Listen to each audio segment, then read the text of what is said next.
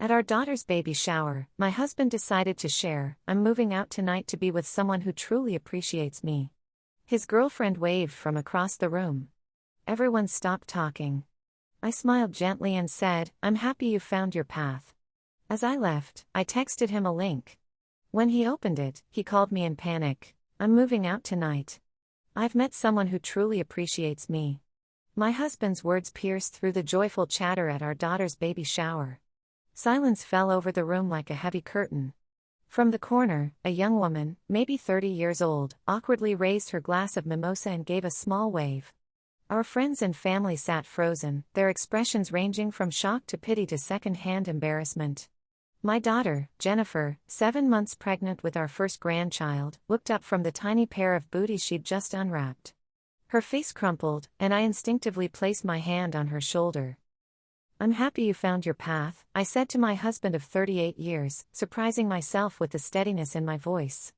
I squeezed Jennifer's shoulder gently, whispered, "I'll call you later," and walked out of the community center in Columbus, Ohio, with my head held high. The May sunshine felt warm against my face as I stepped outside, a stark contrast to the cold reality that had just unfolded.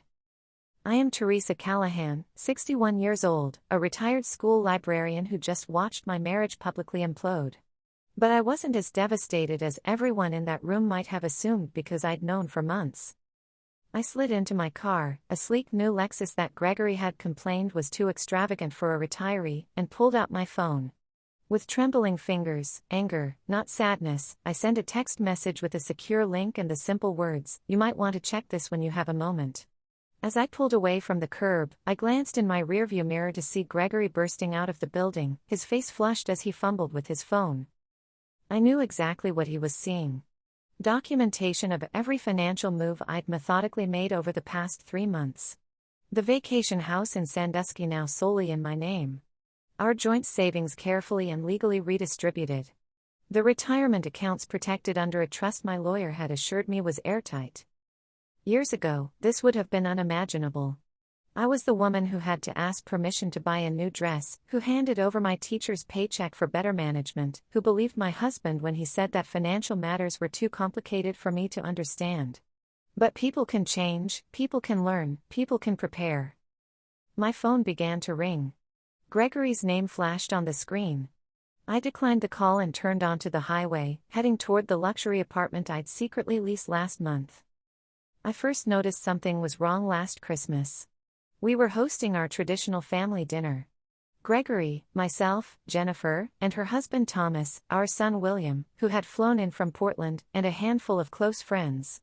I was in the kitchen preparing dessert when Gregory's phone left carelessly on the counter, lit up with a message. "Missing you already. Last night was perfect." The sender's name was Angela B. I remember setting down the knife I was using to slice apple pie, wiping my hands on my apron, and taking a deep breath. After 37 years of marriage, you develop an intuition. This wasn't a colleague. This wasn't innocent. This was something else entirely. I didn't confront him that night. Instead, I began to pay attention. Gregory, once predictable in his routines, had become erratic. Monthly fishing trips extended to every weekend. Late nights at the office became more frequent, despite his supposed preparation for retirement from the investment firm where he'd worked for 3 decades. Credit card statements showed dinner charges at restaurants too fancy for business meetings, always for exactly 2 people. "You seem distracted lately," he said to me one evening in February, not looking up from his newspaper. "Is everything all right?" I almost laughed at the irony. "Just thinking about our future," I replied honestly. Gregory nodded absently. "Don't worry about that. I've got everything under control." That was his favorite phrase. "I've got everything under control." He'd said it when we bought our first home. When we invested in his company's stock options, when we made decisions about our children's education. For decades, I believed him.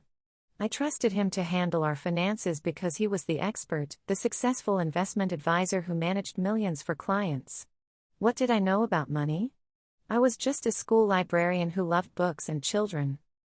But watching him pretend to read that newspaper while his mind was clearly elsewhere, I realized something important. Gregory might be having an affair, but his real betrayal had been keeping me financially ignorant for decades. That was a power imbalance I could no longer accept. The very next day, I made an appointment with Valerie Peterson, a financial advisor recommended by my friend Dorothy, who had navigated her own difficult divorce years earlier. Valerie listened carefully as I explained my suspicions and my situation.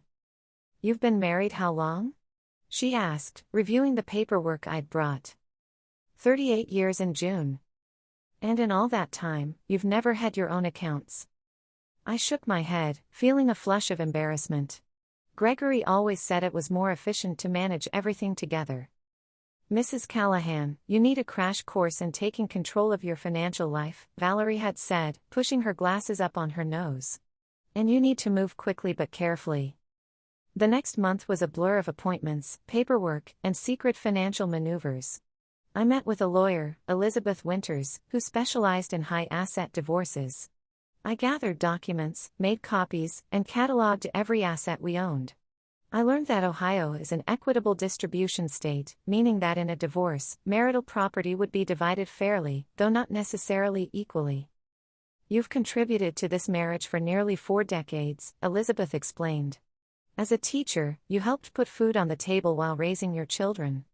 You have every right to an equal share." What shocked me was discovering exactly what that share encompassed. Gregory had accumulated significantly more wealth than I'd realized. Beyond our primary residence and vacation home, there were investment properties I hadn't known about, stock portfolios, and retirement accounts with balances that made my eyes widen. "He kept all this from me?" I asked, stunned as I looked at the statement totals. "Financial concealment is unfortunately common," Elizabeth said gently. "But knowledge is power, and now you have both." Armed with this new understanding, I followed my legal team's advice meticulously. I opened my own bank accounts. I began transferring funds from our joint accounts, not all at once, which could look vindictive, but gradually and strategically. I updated beneficiary designations on insurance policies. I secured copies of tax returns, investment statements, and property deeds. And most satisfyingly, I transferred our vacation property in Sandusky, a lakefront cottage that had been my dream home for retirement, into my name alone, a move that was perfectly legal given how the property had been titled. Throughout this process, I maintained a facade of normality at home. I prepared Gregory's favorite meals, listened to his stories about work, and nodded sympathetically when he complained about being too busy for our usual Sunday dinners with the kids. I even feigned disappointment when he announced another weekend fishing trip, this time with my full knowledge that fishing meant a boutique hotel in Cincinnati with Angela B. Meanwhile, Jennifer's pregnancy progressed, and she asked if I would help host her baby shower. I threw myself into the planning, grateful for the distraction. We chose a spring garden theme, coordinated games and decorations, and sent invitations to family and friends. Gregory seemed pleased that I was occupied, making it easier for him to slip away unnoticed. What I didn't anticipate was that he would choose our daughter's celebration as the backdrop for his announcement. Even after months of suspicion and preparation, that level of callousness caught me off guard. But in a way, it made what came next so much easier. My new apartment was minimalist and modern, nothing like the traditional colonial home Gregory and I had shared for 26 years. Floor-to-ceiling windows offered a stunning view of the Columbus skyline. The furniture was sleek and contemporary, and there wasn't a single floral print or antique in sight. This place represented the new Teresa, someone I was still getting to know. I silenced my phone after Gregory's 7th call and poured myself a glass of the expensive Cabernet I'd purchased with my new credit card. As I sipped, I savored not just the wine, but the silence and the knowledge that I had finally taken control. The next morning, reality set in. Jennifer called, her voice thick with tears. "Mom, what's happening? Dad came back to the shower after you left, but he wouldn't explain anything. Everyone was asking questions. It was humiliating." "I'm so sorry, sweetheart," I said. "This isn't how I wanted things to go. Are you okay? Is the baby okay?" "We're fine," she said. "But Mom, Dad says you've taken everything. He says you've been planning this, that you emptied accounts without telling him. Is that true?" I closed my eyes, feeling a pang of guilt. Not for what I'd done, but for how it affected our children.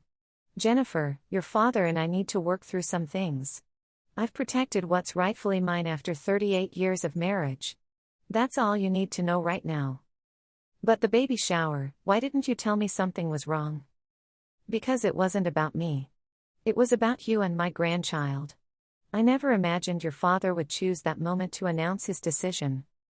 After promising to visit her later that week, I hung up and steeled myself for the next call. It came from William, our son. Mom, what the hell is going on? Dad's completely losing it. He showed up at my hotel room at midnight, ranting about how you've stolen his retirement.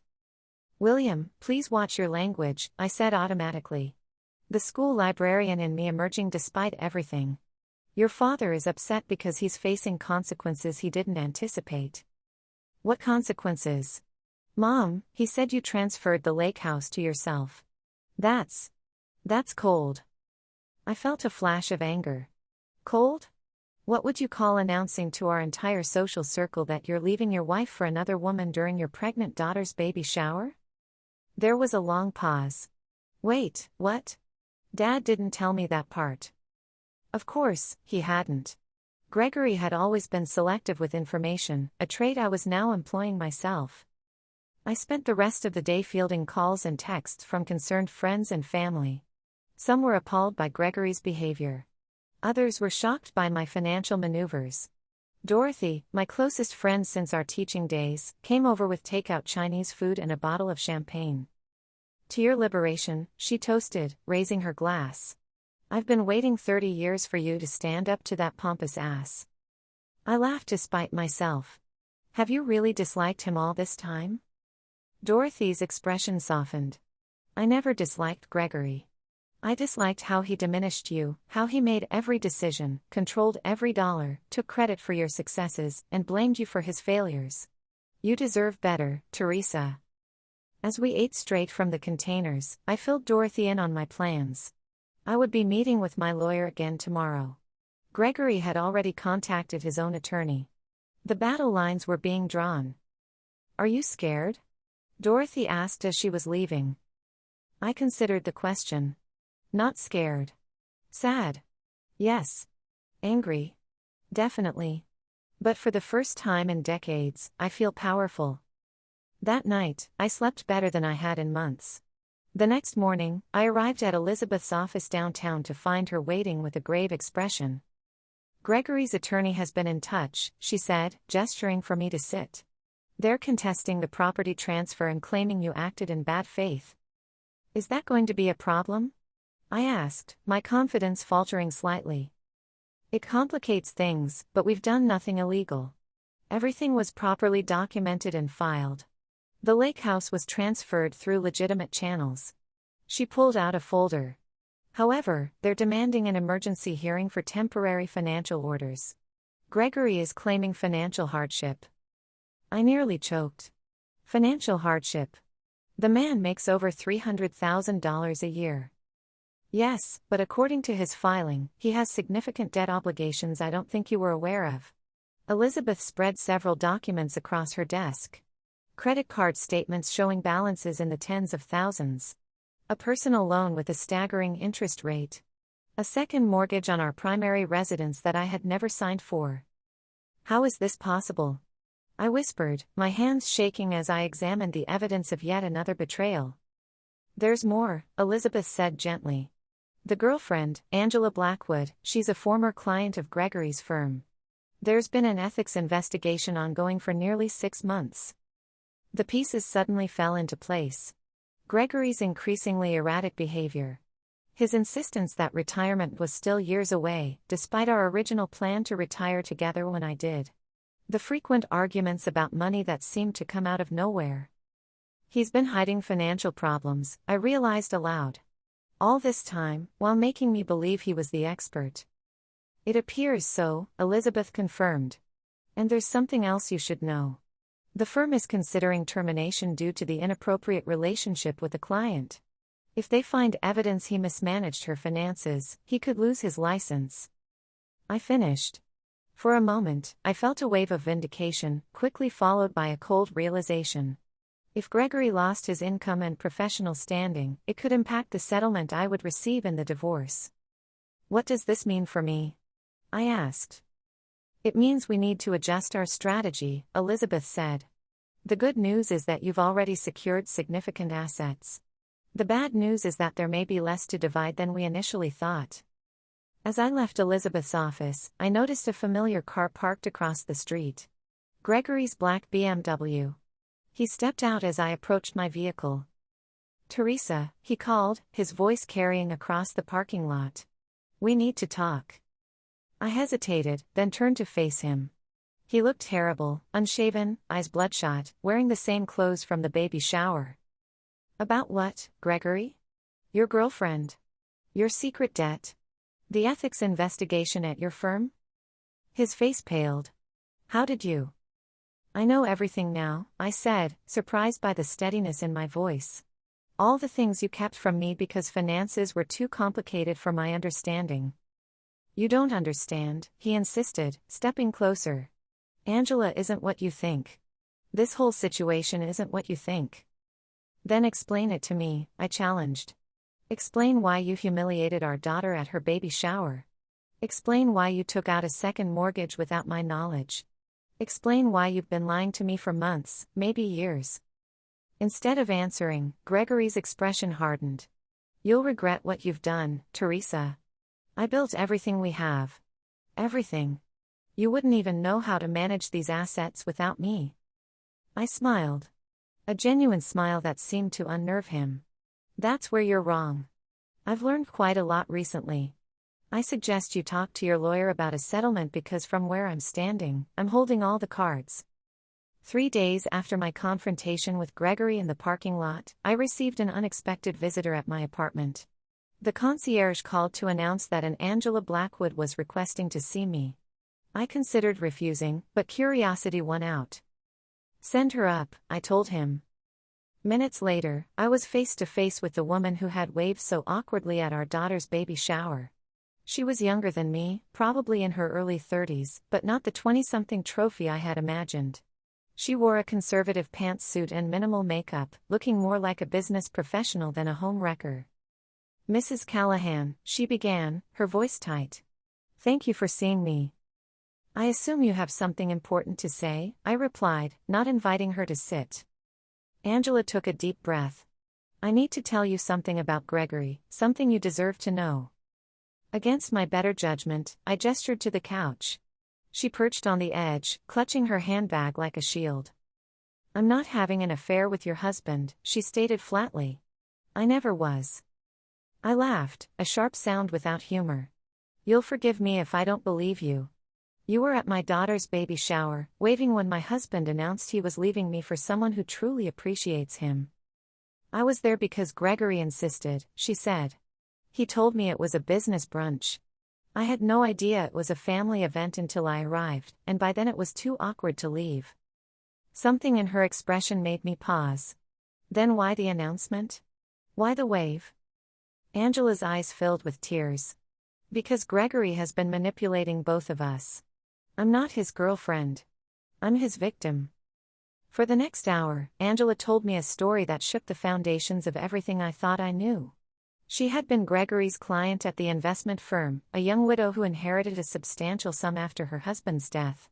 Gregory had been assigned to manage her portfolio, but over time he began making unauthorized investments, taking excessive fees, and eventually diverting funds to cover his own mounting debts. "When I discovered what he'd done, I threatened to report him," Angela explained.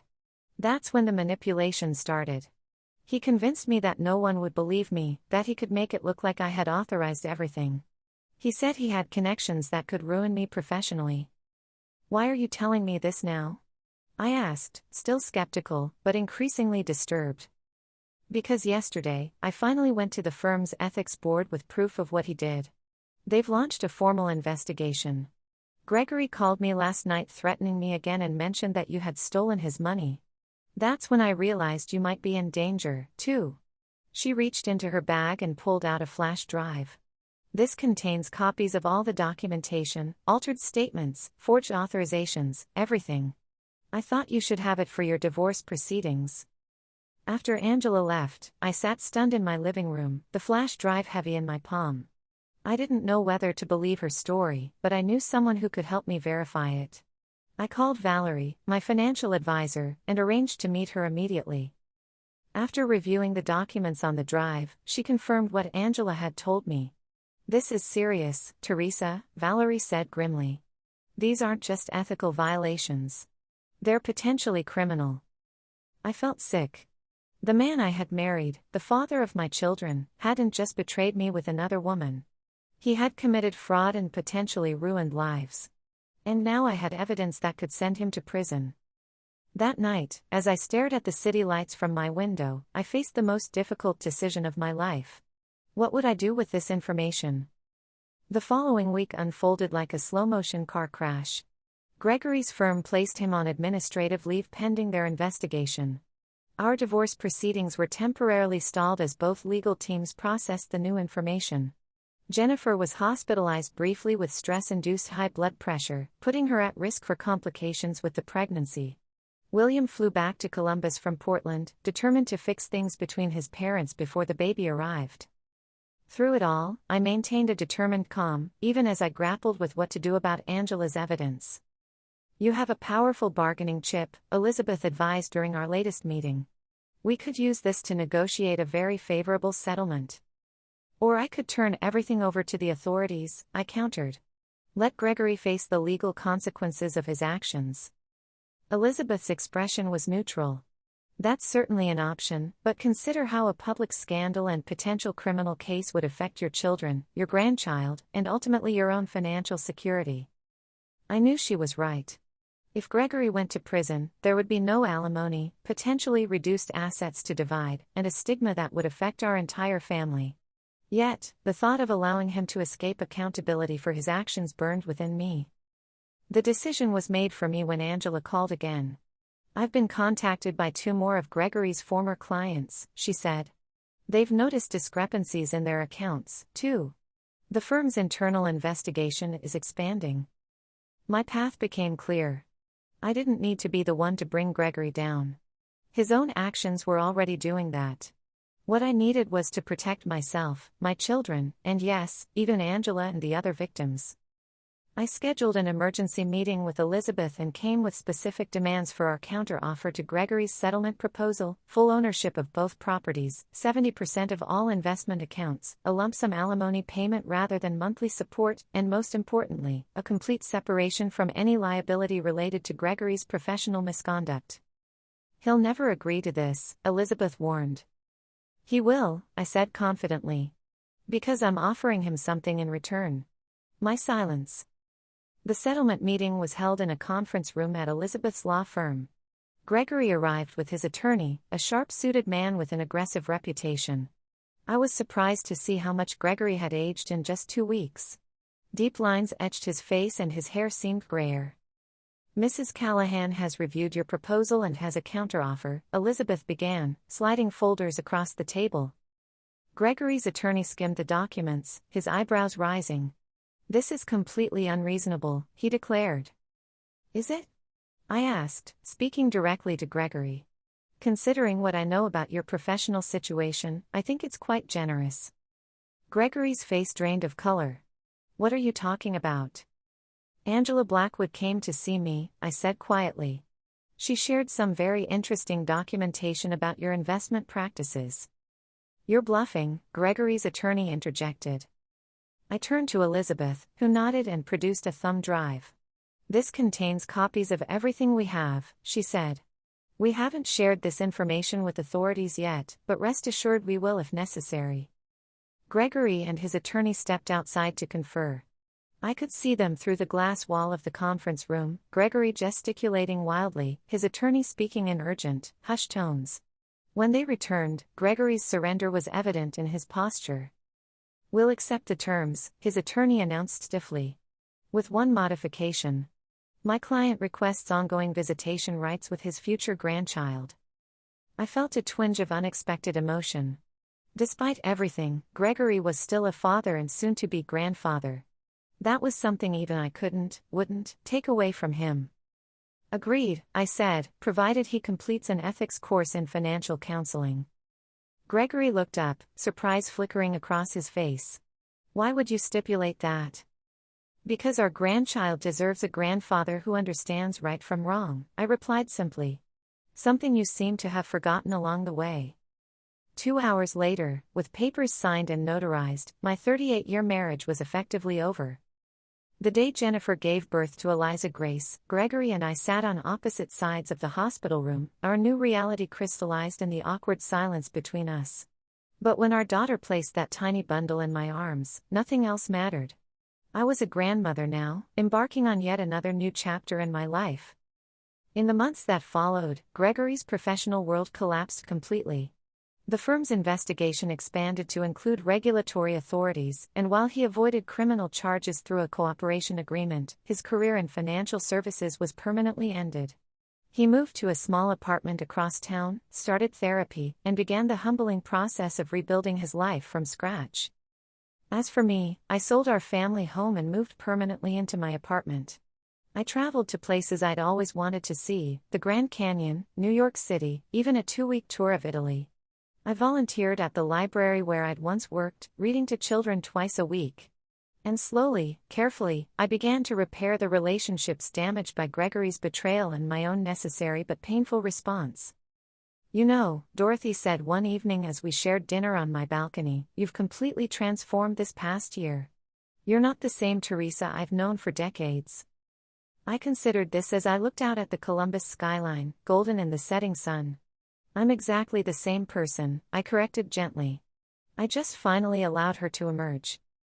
Looking back on my journey from betrayal to empowerment, I realized the greatest revenge wasn't in the assets I secured or the dignity I maintained.